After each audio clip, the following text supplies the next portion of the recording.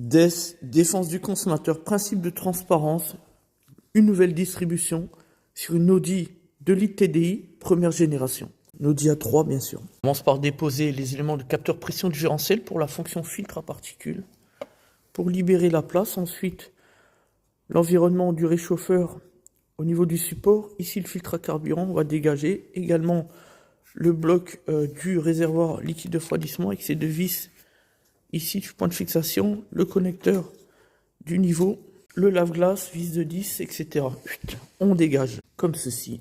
Comme ceci. Une croix accessoire bien craquelée. Dépose les éléments, le cache disserie. Point de fixation ici, bas du support latéral moteur. Voilà la pompe à eau ainsi déposée, avec son joint torique, fait l'étanchéité. Hop, les autres galets, évidemment. Tendeur, et ça, les 3 enrouleurs. Voilà le troisième. Maintenant, on va gexer tout ça.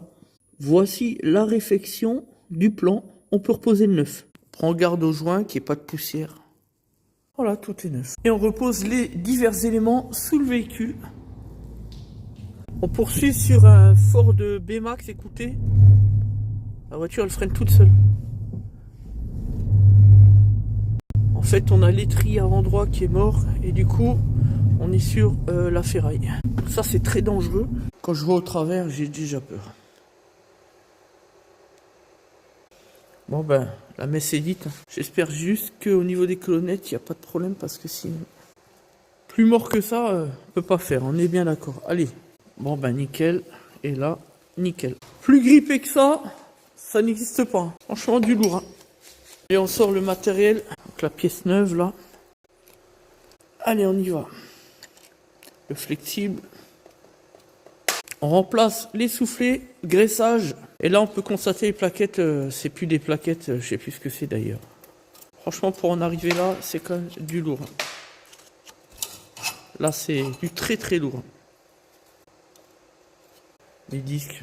Dans ma carrière, j'en ai vu, il y a encore pas si longtemps que ça même. Mais là... Voilà, bon ben nickel. On a même dû changer les languettes, parce que quand vous voyez l'état... Également la réfection interne du support d'étrier, bah oui, pour l'emplacement des plaquettes neuves évidemment, tout ça graissé, etc. On passe à la purge du circuit. Bon ben voilà, problème de bloc ABR, Ectrovan bloqué, terminé, on va appeler le client.